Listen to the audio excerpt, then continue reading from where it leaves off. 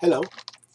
In this week's Torah portion, Shoftim, we hear, repeated for the third time, the so-called law of retaliation.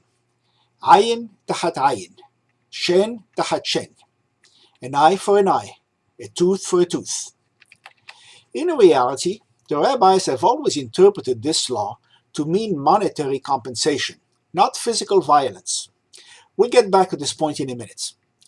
Today we're going to review the Jewish attitude towards using violence. In short, Jews are traditionally against using violence to settle disputes. I remember a live comedy show in New York where the entertainer was describing how various ethnic groups react to being mugged in a dark alley. When it came to the Jews, he said, a Jew would say, "You mess with me and I'll sue your tail." No violence. Judaism may disdain violence, but it is not pacifist. Violence is permitted in self-defense. The Talmud says, quote, "If someone comes to kill you, kill him first, if that is the only way to stop him." Judaism has sharply reduced the endorsement of violence throughout its history. Here are some examples. First, retaliation. As mentioned above, an eye for an eye, a tooth for a tooth, has always been interpreted as monetary compensation. There is a long list of clever reasons for this in the Talmuds, among them the following. Rabbi Dostai ben Yehuda says, it does not mean actual retaliation, because if the eye of one was big and the eye of the other small, one weak and one strong, they would not be equivalent. And the Torah says in Leviticus, you shall have only one standard of law, for you, for your countrymen, and for the stranger. The argument here is that justice must be evenly applied. So monetary compensation is implied. Money is the great equalizer. Rabbi Shimon bar Yochai says, eye for eye means monetary compensation. If it really meant retaliation, what would you do if a blind man put out the eye of another man? Or if a person missing both hands cut off the hand of another? Or if a person missing both legs broke the leg of another? You could not physically retaliate in kind.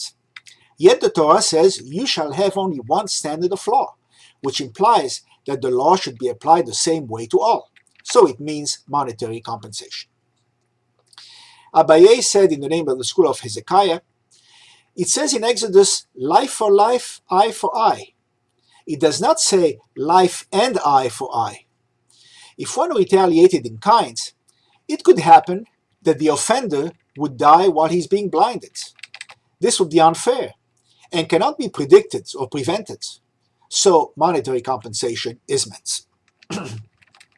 Second, the death penalty. It has not been applied in Judaism since the year 30. The Talmud lists many strict legal requirements before it can be applied. There must be two Jewishly observant, independent, male eyewitnesses to the event. They must be unrelated to the accused or to each other. The accused must have been instructed ahead of time that his would be a capital crime, etc. All this made conviction close to impossible. The Mishnah says, quote, a court that sentences one person to death in 7 years is a bloody court.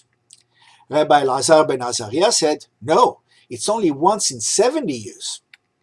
Rabbi Starfon and Akiva said, if we were on the court, no one would ever have been put to death. Rabbi Shimon ben Gamliel pushed back, saying, great, and then murderers would have a field day in Israel. Unquote. There's also the issue of a reasonable doubt. The Rambam said, it is better to acquit 1,000 guilty persons than to put a single innocent person to death. Third, corporal punishments. Flogging was the last legal violent punishment discussed in Tractate Makot in the Talmud. It slowly fell into disuse and has not been applied since the Middle Ages. It was replaced by monetary fines. The fourth and most important aspect of violence is war. Unfortunately, war is rarely a matter of choice, and Jews have been forced to engage in it.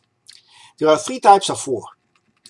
The first is Milchemet Chovah, a holy or obligatory war, directed directly by God in the Tanakh. For example, the war against Amalek and against the 7 nations of Canaan in Deuteronomy. It is not applicable today because we can no longer identify these people.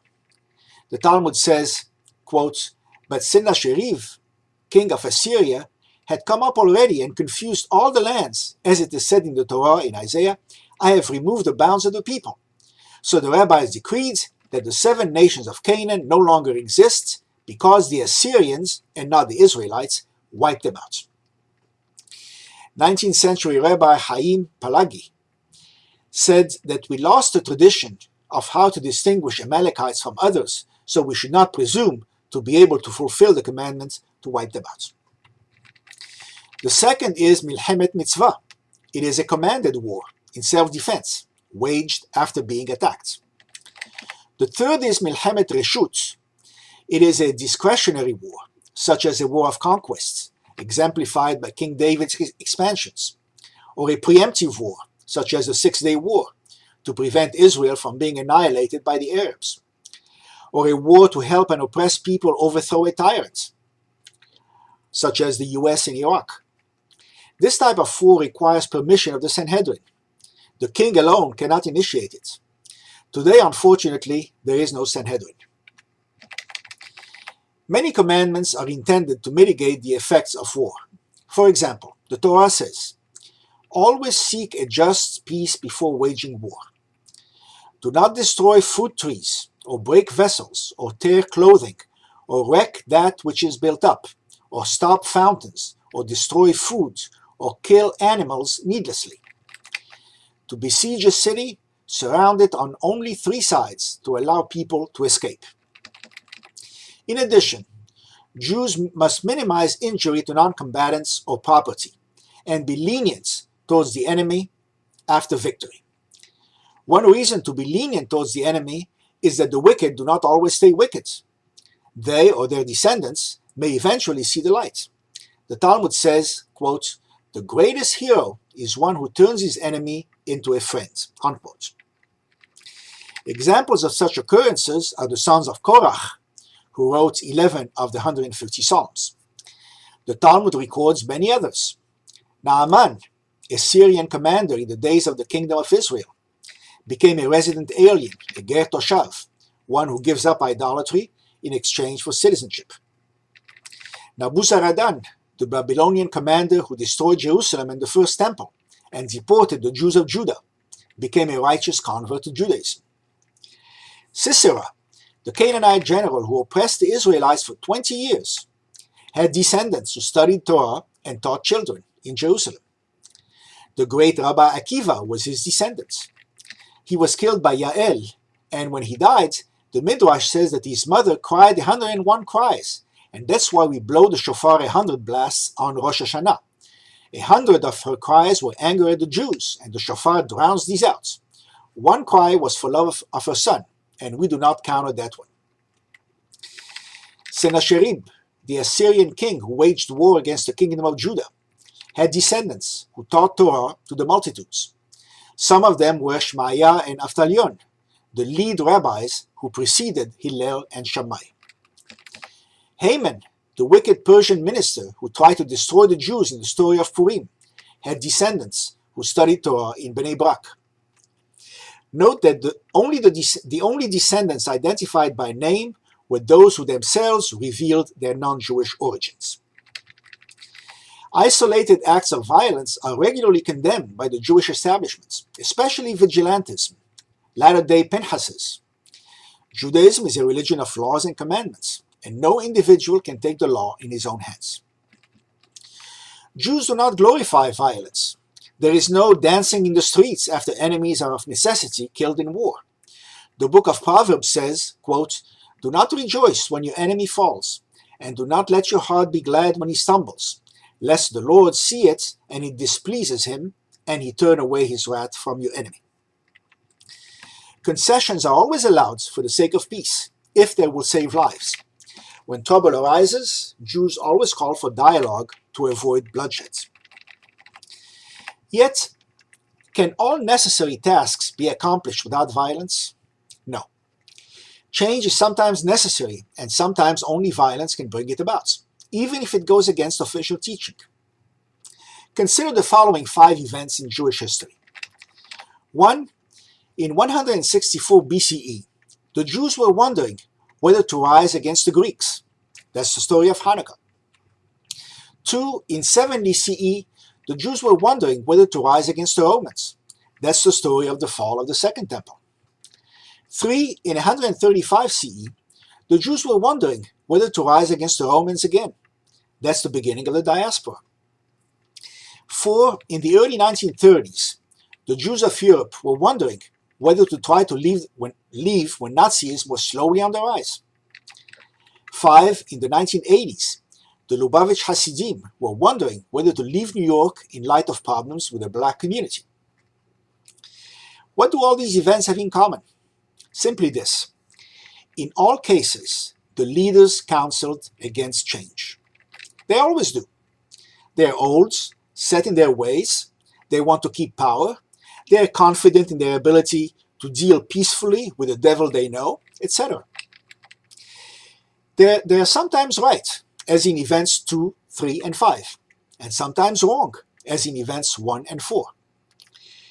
The rabbis counseled against fighting Greek oppression, and they were wrong. We won. The rabbis counseled against fighting Roman oppression, and they were right. We lost big. The rabbis counseled against leaving Europe, saying that Hitler was just a temporary phenomenon and would blow away, and that Jews should especially avoid going to America, where they would assimilate, or go to the Holy Land and be ensnared by godless secular Zionists. They were wrong, big time. They all perished in the Holocaust, as night descended on the Jews of Europe. The Lubavitcher Rebbe told these people that they should stay where they were, that in time calm will return and all problems with the black community would be worked out. He was right.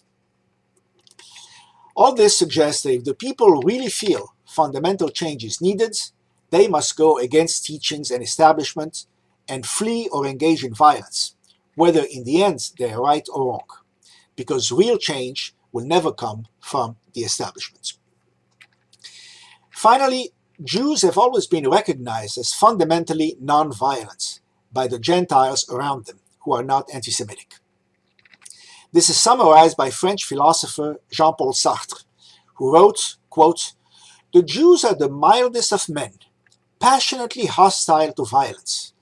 That obstinate sweetness which they conserve in the midst of the most atrocious persecution, that sense of justice and of reason which they put up as their sole defense against a hostile, brutal, and unjust society, is perhaps the best part of the message they bring to us and the true mark of their greatness." Unquote. Shabbat Shalom.